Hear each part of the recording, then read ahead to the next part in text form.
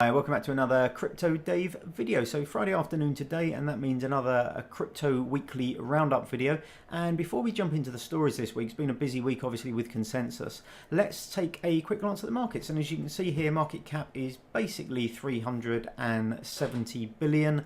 So that's down, I think, probably 15 billion from last week. It's been a relatively flat week with a small downward trend really. There've been one or two notable exceptions. So you can see here Bitcoin's down just over 6% on the 7 days. Ethereum's had a better week. Ripple, Stellar, I noticed here had slightly better weeks, and one or two have done quite well. So just outside the top 20, Zcash had a really good week, up 36.72% in the last 7 days, and that's due to the announcement that it would be available on the Gemini platform. So really good news for Zcash, so that's a really good one. Binance Coin has had a really good week as well, up 12%, but the rest of them probably down that sort of 5, maybe 5 to 10% across the board really. So another slightly kind of negative week kind of crypto wise, but we'll jump into the first story, which is consensus, and we'll talk a little bit more about market price in that. So first story this week is consensus. This is a big story that's kind of driven a lot of the kind of narrative this week. So obviously consensus is the largest cryptocurrency and blockchain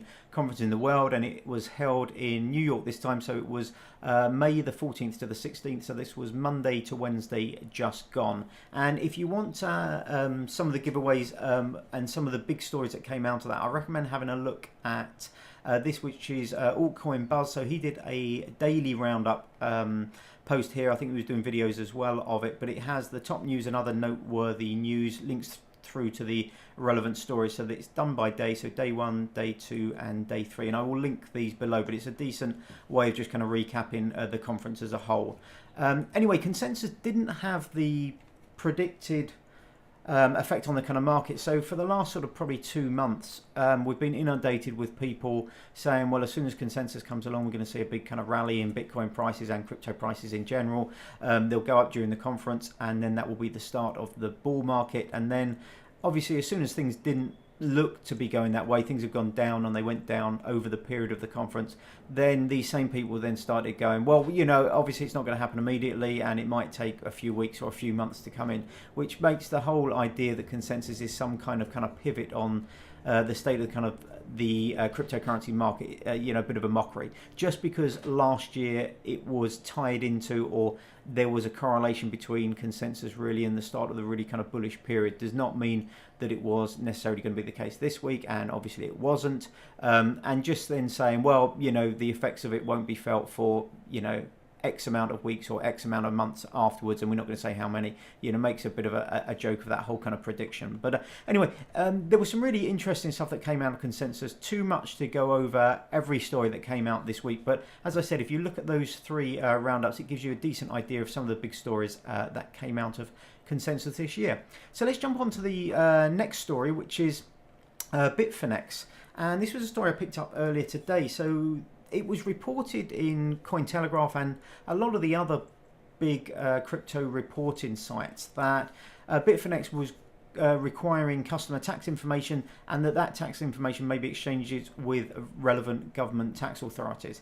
And it was portrayed like this was across the board, basically, that every user would have to provide tax information, and that would be shared with local authorities, local tax authorities in the country they belong to.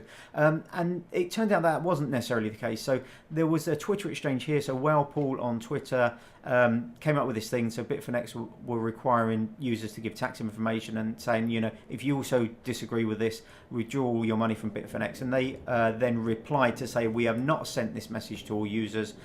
We have deliberately targeted users that we believe have an obligation to self-disclose. If a user has not received a message from us, she need not self-certify anything to us at this time. Now, I'm a user of Bitfinex. I haven't received anything. I don't know if it's tied to certain countries. It may well be tied to the US or specific kind of countries where they think they're going to have to provide this information. Anyway, let me know in the comments below whether you use Bitfinex, whether you've received this information. But don't worry if you haven't. You don't need to send anything proactively or anything like that. So you know, don't be too worried about this.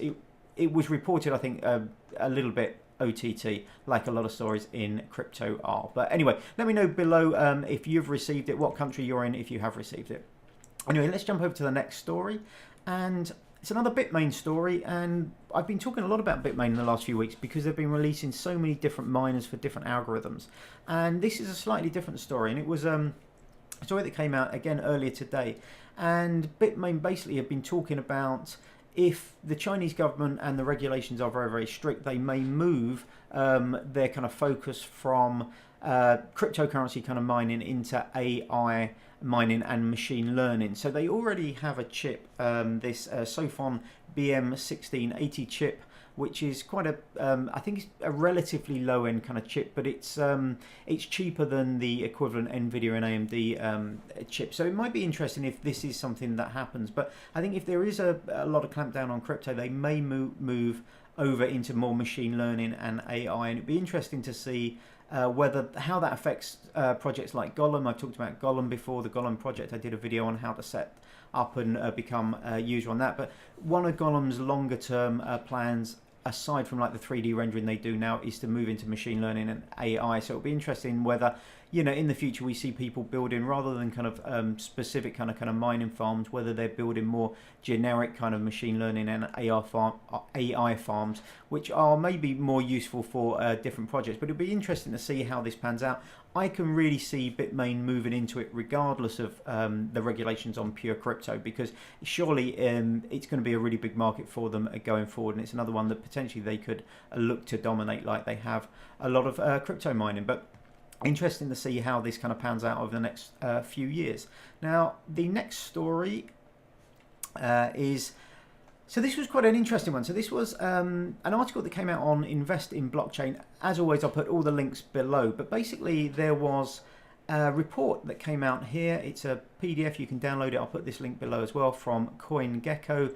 That basically is a quarterly cryptocurrency report. And Invest in Blockchain, they basically went through that, picked out some of the more interesting and more relevant kind of metrics from that, and they've done this information piece. So it basically looks over the cryptocurrency market for Q1 of 2018, so that's January to the end of March 2018, and it's looking at market cap, transaction volumes. They've done stuff on Google search trends, how that kind of ties into it, the top cryptos, how they've gone up in price, and this idea that if you sort of scale out a little bit more from just the last week or the last month or the last couple of months, the gains that we've seen across the board really with the large kind of cryptos have been really, really impressive. And it talks also about events and regulations. I won't go through it in detail here, but it's a really good article. I really recommend you go and have a look at this if you're interested in the kind of state of kind of cryptocurrencies and what they've been doing over the last kind of quarter and how that might pan out in the future. But really good article here, and if you want all the in-depth information that it came from, you can have a look at the PDF,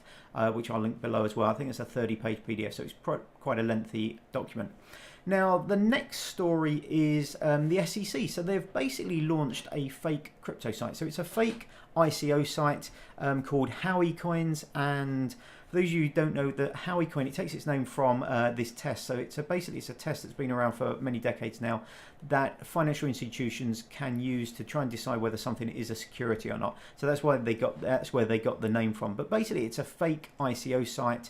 It looks pretty legitimate. It looks a lot better than some genuine ICO sites, or I say genuine in inverted commas maybe, genuine ICO sites that are out there. And what happens if you actually kind of go through to the learn more, try to go through to the token sale, it takes you through to some educational kind of information from the SEC about how to try and look for kind of scams and look for kind of dodgy kind of ICOs and stuff like that. So it's really kind of a public sort of service, I suppose, that they're doing here, but it's quite well done, and I think it's quite an interesting and useful thing that they've actually kind of done here. So a lot of people are quite anti kind of the SEC and regulations and that, but I think what they've done here is quite good in a really kind of real way, trying to point out some of the issues with ICOs. As you can see, they've raised $12 billion to date. So actually kind of going out to kind of people who might be kind of taken in by some dodgy ICOs and saying, look, this is what to look out for, I think is a really good service. So well done to the SEC for doing that.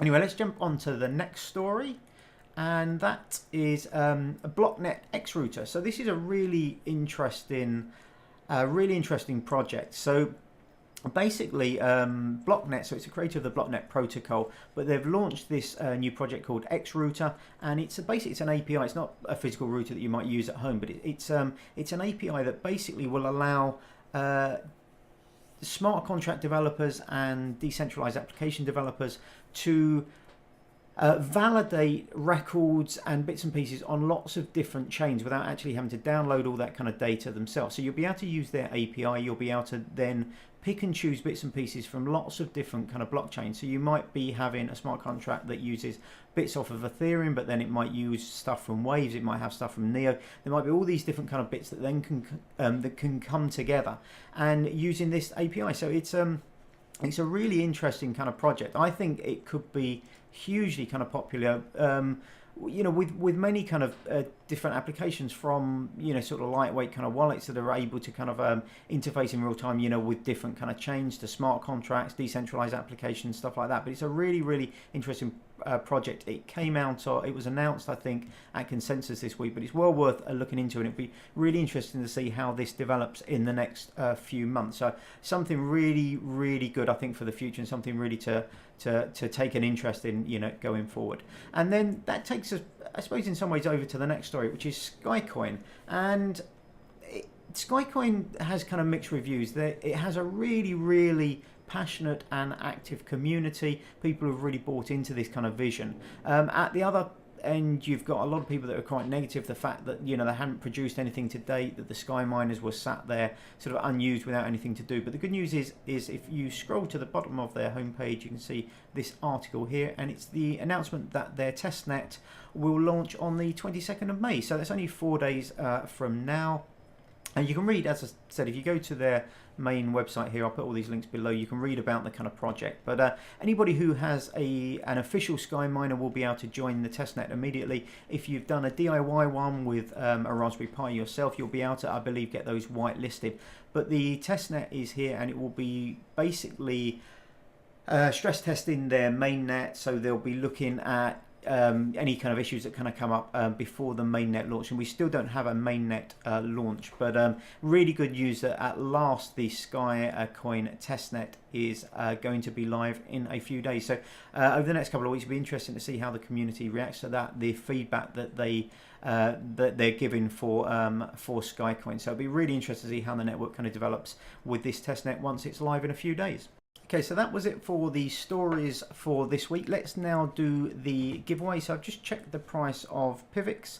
It's currently $4.78, so that is 2.0, so 2.1 Pivx to give away. So let's jump over. This is last week's YouTube URL.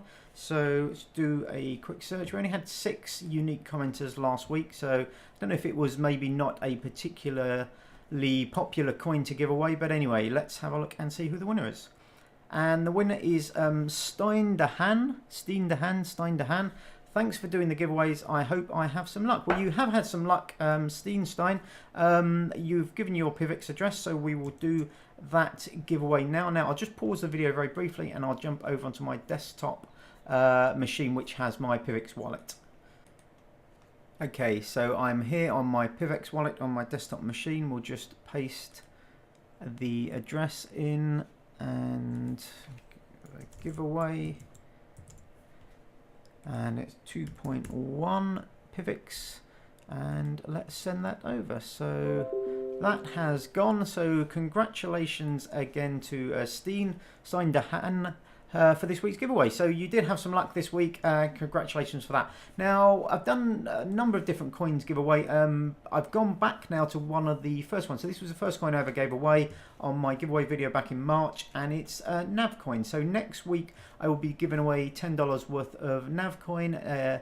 Navcoin.org is the website. You can find all about it there. It's another staking coin. I stake on my NavPi for Navcoin, but it's a really interesting kind of coin. Go and have a look about it, and leave me a comment below, give me a thumbs up, and pop your Navcoin address below with your comment, and you could be in with a chance of winning this week's giveaway, which will be a Navcoin. So anyway, that's it for this week. Bit of a longer video than normal, but a lot of stuff's been happening this week, obviously with Consensus and a lot of announcements within crypto. So anyway, have a great weekend. Thanks very much for watching. Do give me a thumbs up. It helps other people find the video, and hopefully I will see you on the next one. Take care. Bye bye.